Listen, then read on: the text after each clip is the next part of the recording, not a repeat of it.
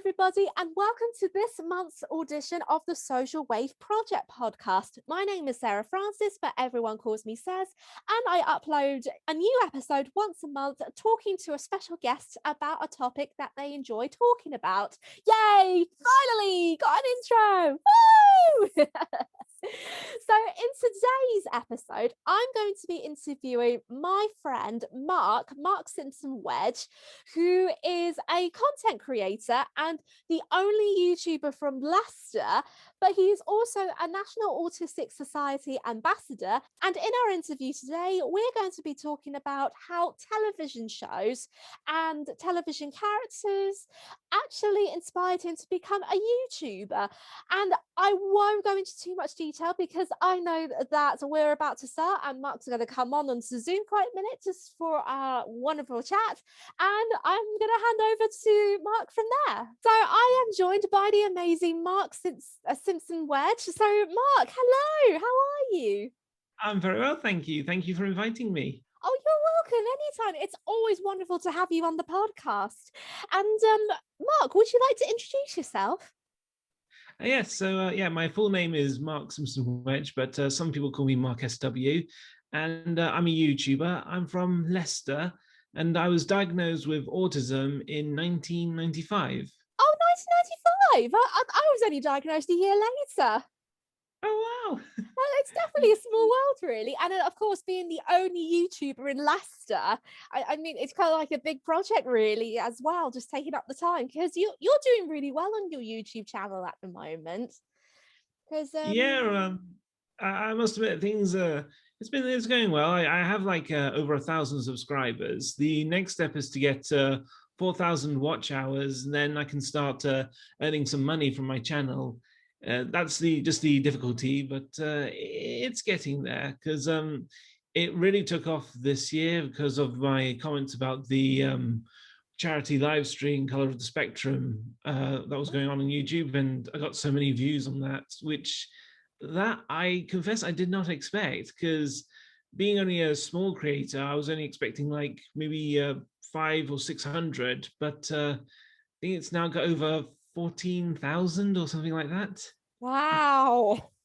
That is absolutely amazing. I mean, it's very well deserved as well. And if you don't know what it is about, but basically in April, there was a live stream called The Colours of the Spectrum where a YouTuber called Mark Rober actually set up a live stream for a charity called Next for Autism, which Yeah. unfortunately used to have a strong alignment with a US charity called Autism Speaks, which has the bad reputation for the autism community. But of course, it all got fixed and sorted out in the end. But they still have a long way to go, actually, especially that. Oh, what was it? Some people have been trying to get their governments to actually ban ABA therapy as well. Yeah, because I do confess I don't know much about it, but my brother described it like as some sort of like conversion therapy, like changing one person into something that they're not.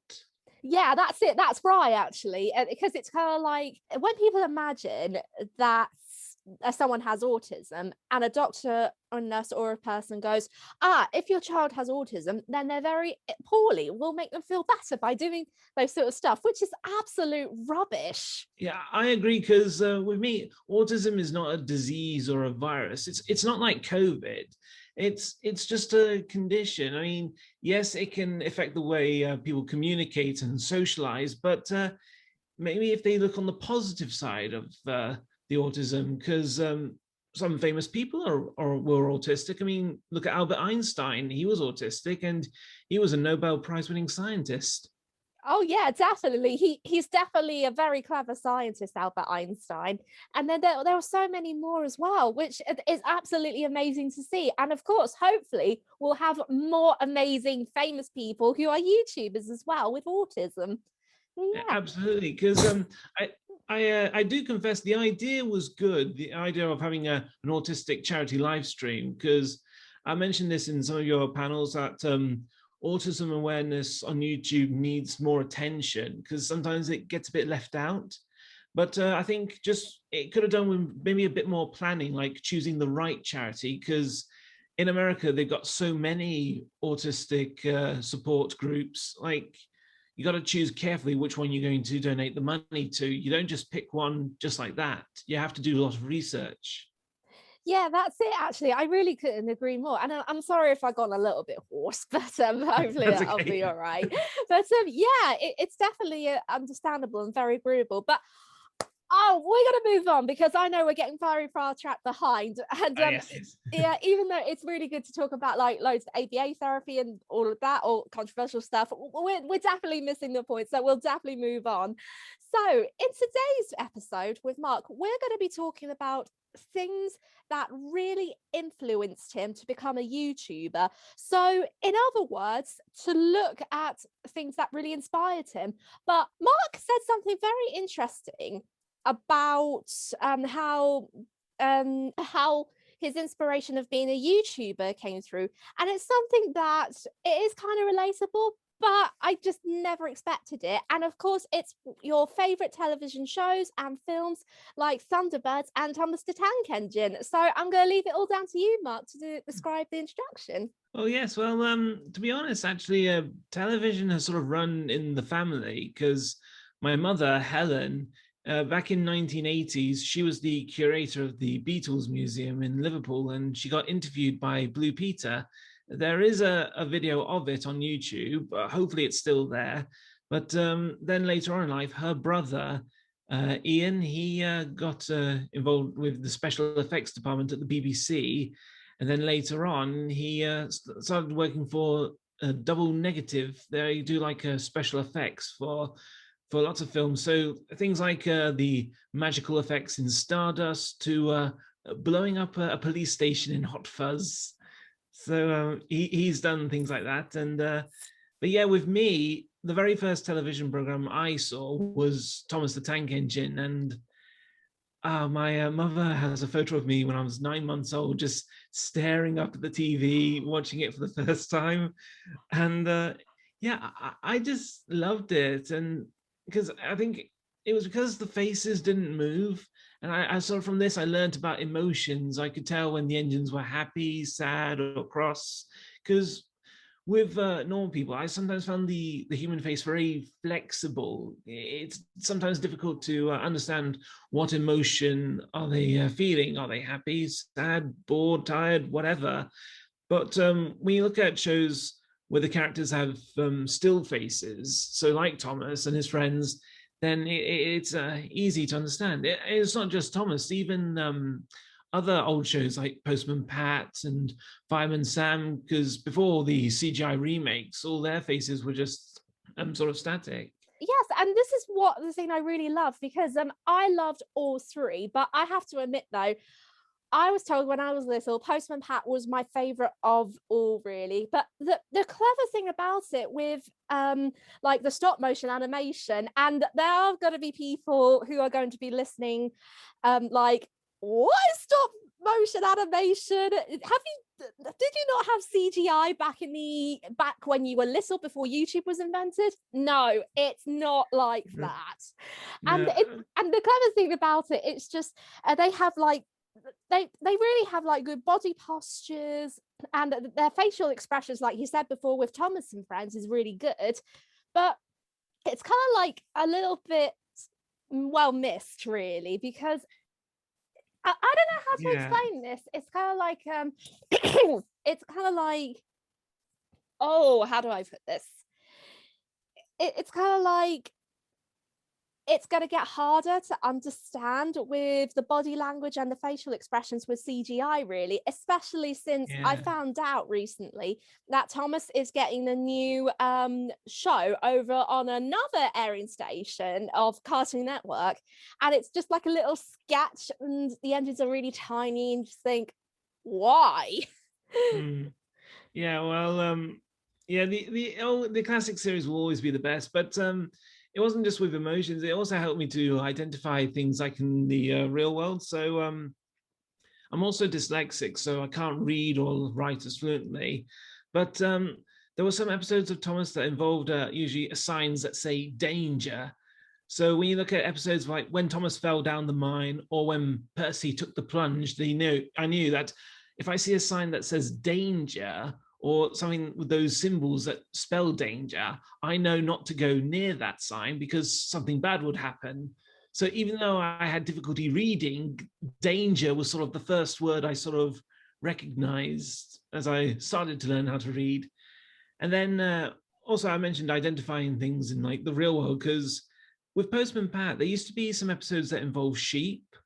And I remember one time when I was a kid, me and my family, we were going to Peterborough.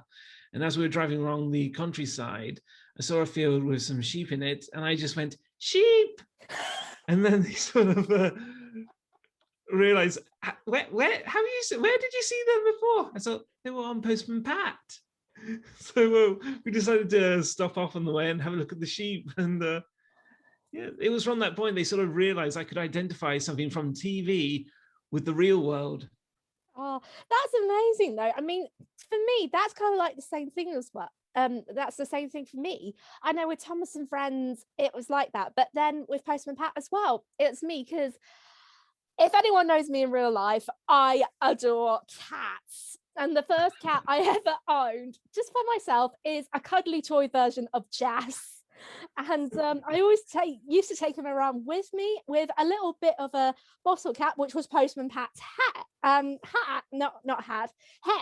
which I used to put on my finger and then travel around. There's pictures of me that are still there, and I just think, I know that it is embarrassing, but it's cute at the same time, and I don't know why. It is definitely embarrassing, really, but it's really good with all the connections and all of that. But then also you got another connection, because another TV show favorite of yours is Thunderbirds. Oh yes, I remember seeing the re-shows in the early 90s. And yeah, I just loved it, because I think with all the other Gerry Anderson shows, so it wasn't just with Thunderbirds, when they also showed Stingray, Captain Scarlet, and Joe 90. I sort of realized the connection because they were puppets and they had sort of the same sound effects and music in the episodes. But I just sort of like, as I got older, like the idea that they're all different organizations, whether they were civil or military, but with one purpose, to sort of help people, whether it's to protect them from terrorism, hostile aliens, or natural disasters. I think as I got older, I loved those kinds of storylines about helping people. And of course, I always liked the special effects. And it was also the special effects that got my uncle interested, and why he worked for the special effects for BBC, and then they were negative. And yeah, so since then, I've always been a dedicated Gerry Anderson fan. I've admired his shows. I've been more into science fiction. So when I went to university, I studied video and animation production. Usually, students who do the video type courses, they're asked to usually make a trailer or opening scene or just a small clip of something. Usually, they would choose like crime or horror, but with me, I thought, no, let's be different. Let's do science fiction. That's more interesting. Because, I mean, no offense to the other students who choose horror and crime. It's just that I just think it's a bit too predictable. Maybe science. I think the reason they don't choose science fiction, because it could be difficult, even if you have like a blue screen or green screen to edit out the backgrounds. But I think it's okay to choose something different. Yeah, I definitely agree as well, because choosing something different is kind of like you're standing out in the way, because people just tend to choose the same thing, really, and it gets a bit boring from time to time, really. So Yeah, it having does. something new on the table, that will probably give a teacher's excitement, really. So but it's really good that you've actually put that in your portfolio there, Mark. And then you did say something about helping people with Thunderbirds. What was Yeah, the because oh yeah, go I was go just on, going to sorry. say because I was just going to say because with Anderson shows, because they're all unique in their own special way. Sometimes I get a bit disappointed when people forget about them, because you know the YouTube channel Watch Mojo. Yes. Yeah, they usually do like top 10 countdowns. Hmm. They once did top 10 British sci-fi shows. Doctor Who won, obviously, But throughout the whole countdown, not one Anderson show was on the list. They didn't even have an honorable mention. I mean, it just seems unfair. How can people forget it? Especially Thunderbirds. How can people forget a rescue organization, which, when you think about it, if existed, more lives could have been saved in real life disasters like Hurricane Katrina, Glenfell Tower, Japanese tsunami, or all those forest fires and earthquakes you get in California. And also in Australia as well, really. Yeah, especially there. I cannot really believe they just cut it out, really. It's just a crime against British television, really. Because I always think anything you've seen in sci-fi, like even in George Lucas or Doctor Who, somewhere down the line, I know that Gerry did that first. Ah, okay. So he did it way before for us. That is really interesting. I definitely learned something new about it today, but I guess a lot of people will be feeling very shocked about it and probably change their minds really when it comes to British television. That's Gerry Anderson was the first person to lead that sort of thing and just not one of the many. Yeah, because I think when Gerry did his shows, he was sort of like thinking sort of ahead of his time. So like talking to watches, sort of he did that before we had the Apple Watch. Ah, that's really interesting. But I wouldn't say, would you say it's a prediction? Or not really? I think it's hard to say because sometimes I used to think like and in the future, because a while ago I mentioned this to you, but for those of you who don't know, I had a go at running my own business called Words to Pictures. The idea was to sort of translate complex information into a way that people with reading difficulties can understand. And I actually had an idea, maybe like symbols and even emojis, and now we now use them. Oh, that's really cool though, that you and your brother actually ran the Words with Pictures. And Actually, it was just me. My brother already had a job, but oh, it's you. Oh, yeah. sorry. That's I was only thinking that because you and your family, that you always help each other really in different like things. But it's really good, and that's because I never really heard of your business until you told me only recently, and I just think, wow, that's Yeah. absolutely incredible. That Yeah, just really is quite incredible. the idea was good, but the problem was that it was too good that most of the services wanted my services for free, and I just couldn't do that because couldn't make a living from free work. Uh, Uh, like but because I was talking. I wanted to do something to help people, and I think you were just going to say something about helping.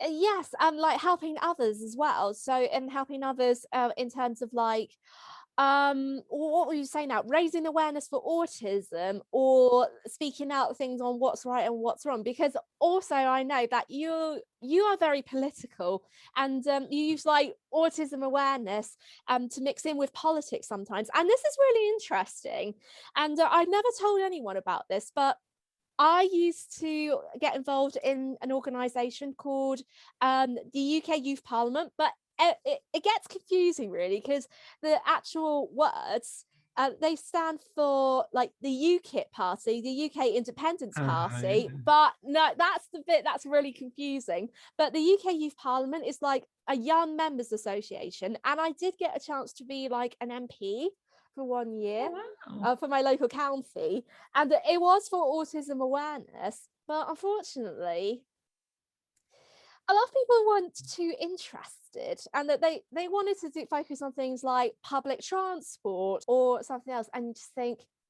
come on, really, that's just typical stuff you're never actually going to get. What you just said about me being political, I must admit I don't know much about politics. I usually stay clear of them because I find politics very confusing. The only thing I say is that I hate the Conservative Party, but that doesn't mean I'm a communist. Even though that would be cool, just not in a Joseph Stalin way, as I said in one of my videos. But yeah, because I've never liked conservatives, Republicans.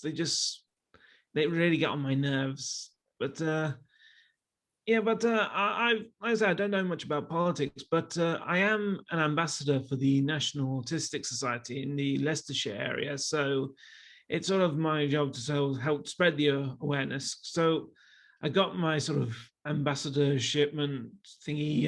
I don't know what you call it. You got the promotion, I suppose. When I was starting out Words to Pictures, so my mother said maybe if you become an ambassador, maybe that would help.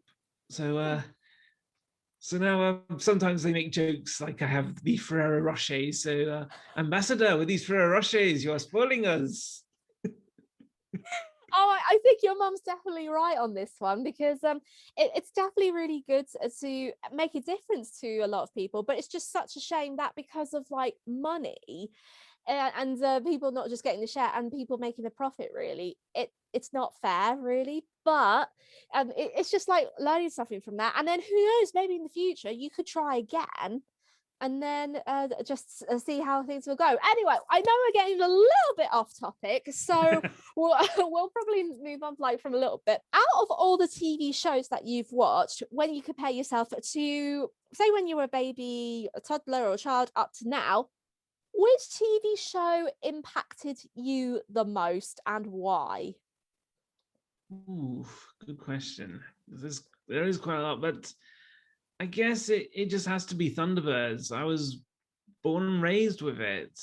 I, I've always loved it ever since I saw it in the rerun. I'm actually quite surprised that you said Thunderbirds, but I know that you talk about it like so much, really, and because I thought it was going to be something opposite, like from earlier. But it's always good to have like a show that's very close to your heart. I mean, that's like me with Hey Arnold, the Nickelodeon TV show. That's like, for me, really it's the same thing, and it taught me like so much things about it as well, but helping others really in different TV shows, because like TV shows back in our time, really, and Oh yeah, they had like different morals, not like the ones that they have now. I wouldn't say they were garbage, but I would just think, yeah, you're just missing the point. You're missing the point of what you're trying to educate the younger generation. exactly. And in fact, last year, as a sort of back to school special, I actually made a YouTube video where I listed some of the old education programs I used to watch to help me during my school. So things like Look and Read, Mega Maths, Science in Action, because um, some of those shows are old and they would be out of date because as time goes on, history is created, new science is developed. But I still think those education shows are still useful. So that's why I thought if I mentioned them, then if there are any children who can't go back to school because of COVID, then maybe they can look up any of these shows to help with the education. Yeah, I definitely agree. And one show that oh, what goodness, what was it? There was two shows that I know I used to watch when I was like ill and I didn't go to school, because I used to be very ill a lot at school, and I always used to like watch some of the shows that are in between on the CBBC and sometimes BBC channels. And there was two programs that I know. Ella Bronte, I think it's with the like a one animal that's like a Zorro type of person to teach you how to do Oh, maths. El Nombre. That's it. I, That's the yes, one. he was part of Number Time for the sort of junior number era. So Yeah. yeah, And then the that other was one one was of my favorites. oh oh, I that's loved it. brilliant. But then the other one was also Words and Pictures. Oh yeah, that's where I got the idea for my business title, like Words and Pictures, Words to Pictures. No way. Oh, that's so cool. But then also I remember as the play days as well. Oh yeah, I remember Playdays. Yeah, I actually a long time ago I saw one of their live shows. Really? Yeah, one of their live performances on stage. Oh, I didn't know they did the live Yeah. performances. That's really interesting. Oh, Yeah, that they does. they did it it was a long time ago, but yeah, I actually went to see theatre plays based on TV shows. So I've met like I've not I wouldn't say met I've seen the Chuckle Brothers. I've seen Dave Benson Phillips, the Demon Headmaster. So yeah. Oh, that is so cool. I know I never got like chance that, but I know on YouTube there was a live TV show of Fireman Sam, which I think you could still watch on YouTube, but they did like half outdoors, half on the stage. And then also they did like a show of Thomas the Tank Engine as well, from what I've seen years ago. But yeah, I definitely think it's interesting that they transfer some of the shows onto the stage, and it really got me thinking. And I have announced it on my YouTube channel about a year ago, but I really haven't got back into it yet, because I was thinking about taking inspiration from the Thomas the Tank Engine books and the TV show onto the stage, because I was really interested to write a theatrical play based on Christopher Audrey's life and his relationship with his father. And it's kind of like a connection of like Christopher Robin with A. Milne to like that, because Christopher had such a really interesting life, and it was just, I don't know how to explain it, but there was a connection between him and the Christopher Robin in the Winnie the Pooh perspective, and that's why I wanted to do something like that. But I never got really around to it, and I need to get back into it at some point, really, if I ever wanted to go to put it on the stage, really. But if you do, then yeah, because I think in 2025 it will be. I think it's, can't remember if it's 70th, 80th anniversary of when the first book sort of got published. It's 80th, because they recently Oh celebrated yeah, their 80th. 75th. Yeah. But it's Yeah. really crazy though, just to think that everything like happened, and it's always nice to live on the memories, really, and especially if there's like little things that really mean a lot to people. But then speaking of, we'll probably go on to the YouTube side, because we have to like talk about your favorite characters, and what's like bits of knowledge you picked up from the TV shows to create onto your YouTube channel.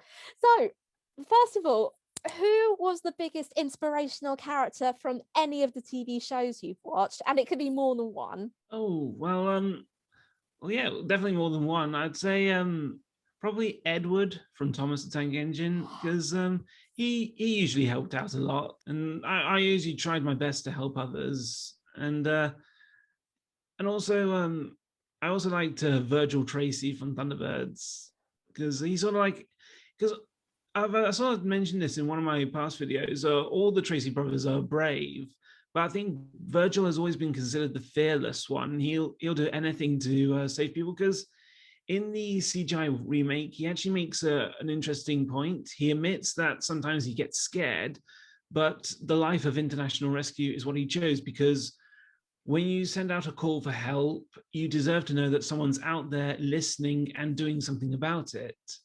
Mm, that's it, really. And I know I said I didn't really like the CGI version before, but I recently, just out of interest, watched the 75th anniversary of one of the Thomas the Tank Engine TV shows, because they did a special with the 75th anniversary, and the TV show actually did it not only just to celebrate the anniversary, but they included Thomas and the Fat Controller to go to London to meet the Queen and Prince Charles, like in that set time period when the books were published.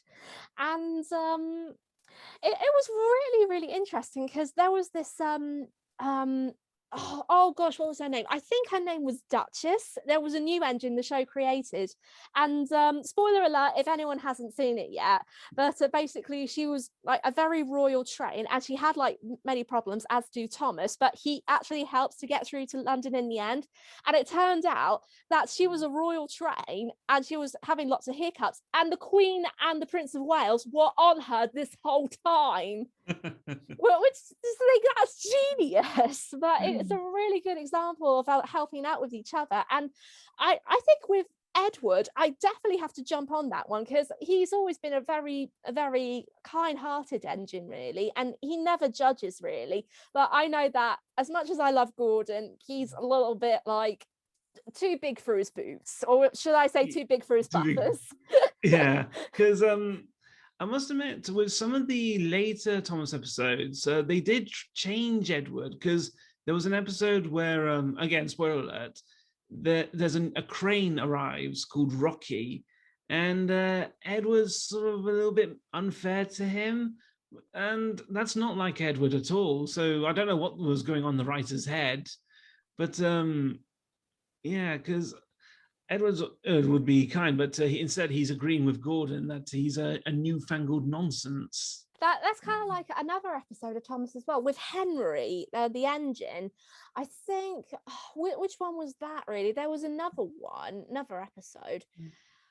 I don't really no, actually I do remember. It was Is it the one where he still has to use special coal because technically he shouldn't need special coal because after his accident with the flying kipper, he got repaired, but he had a change of shape, so he didn't need special coal.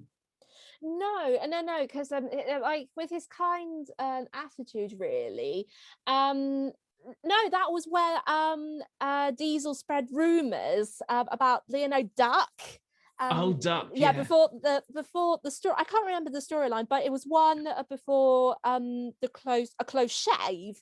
And It's cool. I think it's Dirty Work where oh, Dirty Work, Diesel that's it. Yeah. Diesel told the trucks that Duck told him tales when actually they were lies. That's it. And I know with James, it's understandable, and Gordon, oh yes, but with Henry, ever since I was little, I just thought that's not like Henry. And then Henry does go out of character sometimes because he gets a little bit, no, I know everything, or this is bad, this is good. And I just think, no, that's definitely not Henry. Because I think with Gordon, James, and Henry, they always think they're the important engines. They're the we're better than everyone else. It's really interesting how, like, with different writers and the elements, really, they just go like for one jump bits to another.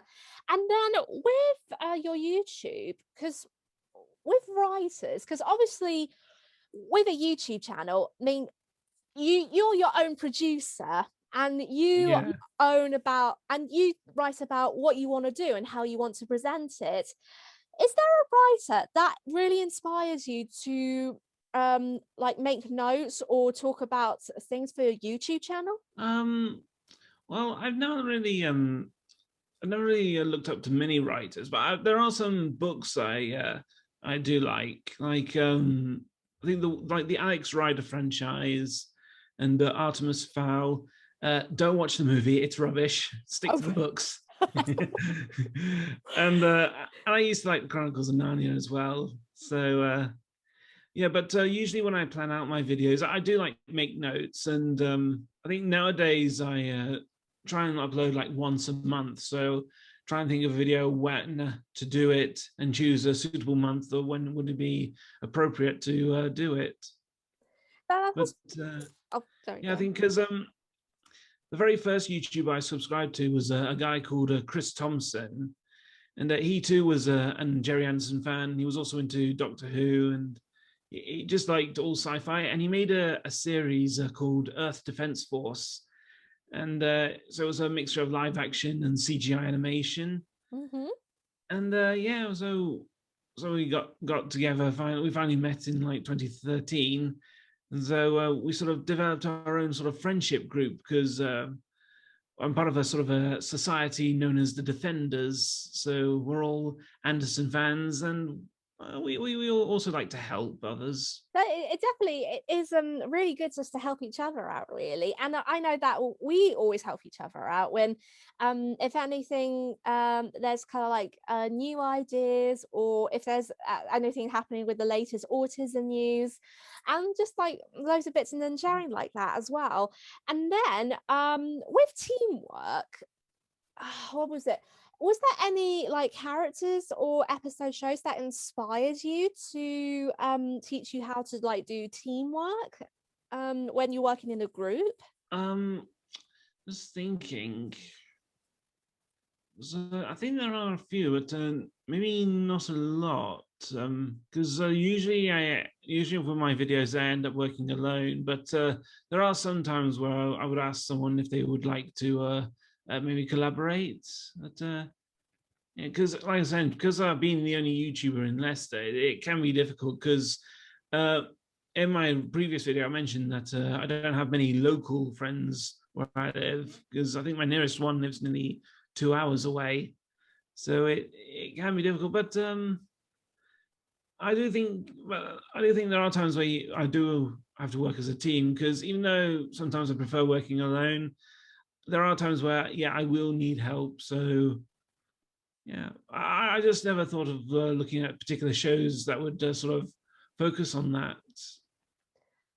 Okay, that's really definitely interesting, because I know with me, Thomas the Tank Engine was the biggest one for me, really, to help each other out. Like, I don't know if it was like an easy thing to describe, or if it was the easiest thing I picked up, really. But I always thought that with Thomas and Friends, with explaining to help others, it's just easy. It really is easy. Yeah, because I know with Gerry's shows there are organizations, they do have to work as a team, but I've never detected anything that talks about teamwork in the shows, if you know what I mean. It's not like excuse me, it's not like it's educating the viewers about how important teamwork is. We're just seeing the teamwork in action. Yeah, that's it. And with action, it's always really good just to think of like things that you want to take part, but then you also have to stop and think before you act, so that type of thing. But I don't know if Mhm. they actually mention it in TV shows a lot, but it could be the case. I think they would have mentioned it in like maybe Sesame Street, because I did used to watch that usually before I went to school. So Yeah, and Sesame Street is really good example. But then also, oh, what was the other one? Rosie and Jim. oh yes, I used to watch Rosie and Jim as well. Yeah, they actually did some education as well. They actually did things about reading and writing, and they had like a sort of a large book, so they write their own stories in. So that sort of inspired me to have a go at maybe try and write my own stories. And because there were also other popular TV shows that also made education videos, like also Sooty. I used to watch that as well, and um, the education shows, particularly the reading ones, were very helpful. I always liked the drawing ones, but then with the writing, it was like a little bit easier, because I was always encouraged as well outside of the television to write. And it was really Mm. good just to get the imagination flowing, especially since there are some people who just think, oh, autistic people can't have an imagination, or if they find it difficult to write, it's best for them to copy a story rather than writing as their own, which happened to me really in primary school. And I never forgot that, really, because it really hurts so much. Yeah, and because I did sort of struggle to sort of make up my own stories. So with primary school, I thought to maybe copy another story and think, well, it's possible that these teachers don't know about these kid shows, because, well, they're adults. They don't watch kid shows. The chances of them discovering my story is based on a kid show are probably 1,000,000 to 1. No, So that's that's it was it. a long shot. Yeah, but I know that imagination is always very important, really. Oh yeah. And it's always important not to rob an imagination, but it's always nice, really, just to have it lots of encouragement in that sense. But then also, how, like, as a YouTuber now, when you look back, what makes you think that you've made progress of everything now that you've watched all the favorite shows that you watched, and then to become up a YouTuber now? If you had to look back, what things did you think that you would be grateful for, or if there's some bits you wanted to change or anything like that, if that makes sense? Yeah. I think I think looking back, at first I wasn't sort of known very well, but now I'm sort of getting recognized more and more. I mean, I'm not like not on a famous level, but sort of having YouTube has helped me maybe have more friends, because before COVID, I used to go to lots of conventions and events, and I would record them and put them on my channel, because I thought, well, if there's anybody who wanted to go but couldn't go, or if the event is going to be an annual thing, then this video could sort of show and show the people what to expect and or what they missed out on.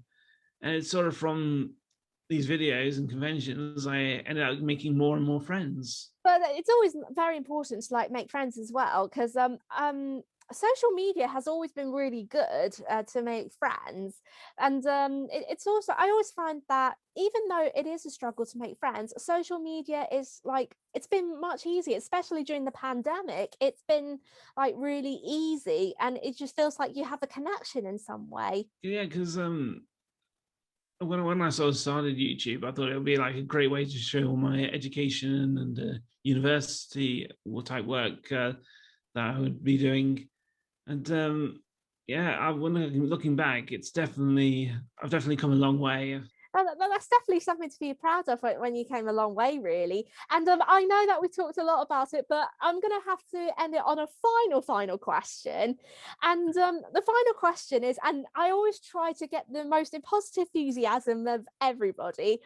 What advice would you give to a parent, a carer, or a teacher if they have an autistic student or child, or if they are siblings, if they an autistic individual has a brother or sister? What advice would you give to them if they feel that they're not really certain about, oh, how can I put this, if they're not too sure about being social, or finding ways to help, but then be confident and all of that by using televisions and films? I know that's a weak question, but Yeah, I think I know what you're trying to say, but yeah, because honestly, television has helped me a lot. I mean, with films, going to a cinema could be difficult because some autistic people are sensitive to loud noises. So take some headphones or earplugs just to be on the safe side. And in time, you'll sort of get used to the loudness for a cinema. But yeah, well, with television, I did find it useful because, as I mentioned, education programs, but also little tip: if you're going to go to like a new place, sometimes an autistic person could get worried and scared, and they don't know what to expect and what this new place would look like. So my advice would be to maybe take some photographs, or if possible film said location, and then show it to the child. Because with me, I usually watch programs over and over again, especially with the education ones. So with the locations, if they watch it over and over again, they might feel more maybe a bit more comfortable about where they're going. I mean, it might help to also boost up some confidence, because I remember one time I've got some family members in Ireland, and we were going to go there for a visit. My mother recommended that her brother David filmed the house and all the rooms and all the cousins and aunts and uncles I would be meeting. Then they sent the video back here to Leicester, and I had watched it. And then, so when I actually went to their house, I sort of felt a little bit comfortable. I wasn't worried that much. So that can be really useful. but that's really good though, because I know you've mentioned it before, and I never thought of someone actually doing this, but it is a really, really clever idea. And if it works for a person, or whether it's a child or an adult, it makes them feel like they don't have to be so nervous or stressed about being in a new environment or anything. So I think that's pretty well done, Yeah. really, and very clever of your mum. Yeah, so that's what she did. So she did that for going to the occasions, or and when I started school, just before I started, they did a video just to explain some of the rules, regulations, and well, what kind of classes I'd be in, things like that. So it just sort of helps to give a visual example of what you're going to do before you actually do it. Because then, like I said, that's how I sort of connected what I saw on TV to what I see in real life. Been really, really great though. Mark, thank you so much for coming on today. I really do appreciate it. It was an absolute pleasure to actually interview you today. And if you want to check out Mark's channel, his YouTube channel is Mark SW, and you can find him on YouTube. And please go and subscribe to him. His channel is amazing, and he's done so much for the autism community. And it's been really, really great. And until then, guys, I will catch you next month for another podcast episode. Take care of yourselves. Bye. Bye bye.